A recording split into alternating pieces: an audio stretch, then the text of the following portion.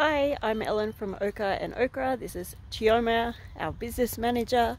She's hopefully about to have a nap, and we are here again at the beautiful Cecil Lodge, and we're having a look at our compost bays that we've just put in front of our caravan here to start.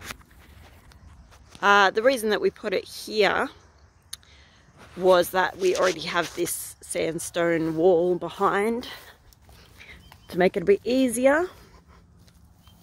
So we've just lent all these pieces of scrap up against the sandstone wall. So we've got some tin that was from our scrap pile over there, some pallets which from over there, and some cardboard just from the household. And what we did was we had some long hardwood stakes. You can see one just down there. We had two. They were about 2 meters tall, so we actually cut them in half and used them to skewer the pallets at the back. And then we had our bamboo from the property, so we went and harvested some of that to use as our stakes at the front, and that's still green, so it's not quite as strong, but it's helping to keep these in place. So we've just started collecting some things for our compost. I'm hoping that we'll be able to make hot compost here. So we've got some brown here, some green here, and then our third bay ready to put the mix in and combine. So we're going to collect some more things over the next little while. So the first thing we're doing here is my nephews, that is my nieces and nephews, were being very helpful and brought everything they collected and dumped it in a pile here because we hadn't quite got the bays up and running yet. So there's a bit of green there, a bit of brown. The first thing Chi and I are going to do is move this over into the appropriate bays. And then we're going to do a bit of a walk around the property because we do have some very useful animals here who are leaving us some very useful compost deposits. So we've got our alpacas, our miniature horses, and our sheep in the property, so they're leaving us plenty. There's a couple of little sticks around that my niece adorably ran around staking the poos so that we'd know where to go scoop them up. And as you can see, we've got the bonfire pile here. I'm trying to convince the owners here that a lot of this could be better used in the compost. So there's a lot here that'll do with a bit of breaking up, but that we can hopefully incorporate into the compost and make some lovely soil rather than have it all burnt in a giant bonfire. Just while we're talking about our animal deposits, if you can see over there, there's Bert the alpaca, one of our lovely contributors to our compost.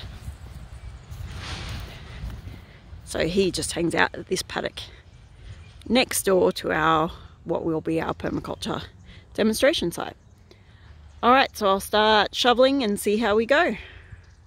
Just as a side note, we've got this coffee cup here, and lots of people have talked about whether or not these are actually compostable. They are cardboard, but they have a wax coating.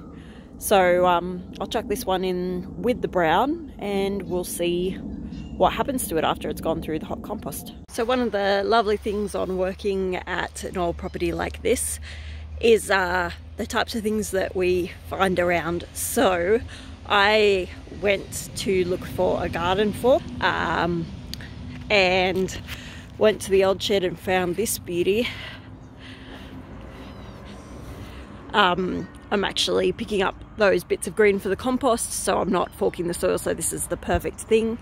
I went to get the broad fork. I'll get the fork because it's a bit hard reaching down on Chi for me to constantly be moving down and up while she's trying to have a nap in there. Just one of the things about doing some physical work while baby wearing, which I will do a whole video on later on for you. So having this awesome long-handled fork is exactly what I needed. So excited to use that. And then don't know how much of this is metal and how much of it is rust. But another day we will give that a clean and see what we come up with. Might need a new handle, but what a thing. Alright, so we've got our first layer of green material in this center bay. I was aiming for 10 or 15 centimeters, obviously a bit less when that's compacted. So we're going to give that a really good water, and then we're going to go in search of some poo to add on top before doing our brown layer. Okay, so I've been around the paddock doing some collecting and got a good layer of green going. I've had the hose up to that, so hopefully that's really soaked. Got a good layer of brown here ready to go on top, and then I've got our in-between layer, which is what people often find confusing. So this is our various herds poo, just from a walk around the top of the paddock. So we've got sheep, alpaca and miniature horses. And this confuses people because this is when, in terms of our composting system, brown is not actually brown. So for our compost, basically what we're doing is we're creating a lasagna or a cake. We've got different layers and we want them to be 50% nitrogen or green things and 50% carbon or brown things. So in your green things, we've got mostly garden waste here from the ornamental garden. Of course, there's lots of sticks and stuff in there, but I'm generalizing and calling this green. This one's probably a bit better in terms of green, and that will be our next layer. And then brown, we've got things that no longer have very much life in them, but were still once made of plants. So we've got our dried leaves from our kitchen garden. We've got lots of cardboard and some sticks and things like that.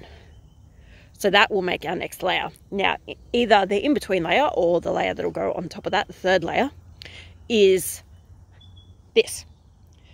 So as well as poo, what will go in this category of brown that's actually green is things like coffee grounds. And this really confuses people, and it shouldn't. So if you think of the things that have a lot of life in them still are green, poo, coffee grounds sort of go in there. The other way that's really easy is just to think of it green, things that still have a bit of life in them, brown, paper, carbon, those sorts of things.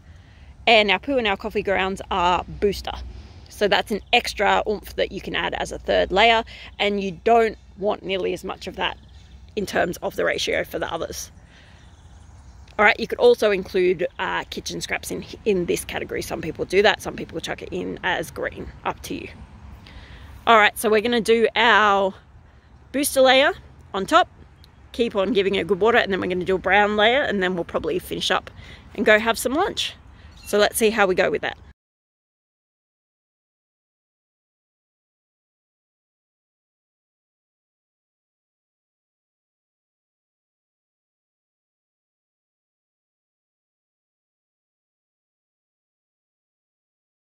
So here we are, finished off with our first 3 layers. We had our green layer at the bottom, we had our booster layer of manure, and then our brown carbon cardboard on top. So we'll keep building that up. We're aiming for a cubic meter to get hot compost, but that's going to be our job for after lunch. So thanks for joining us.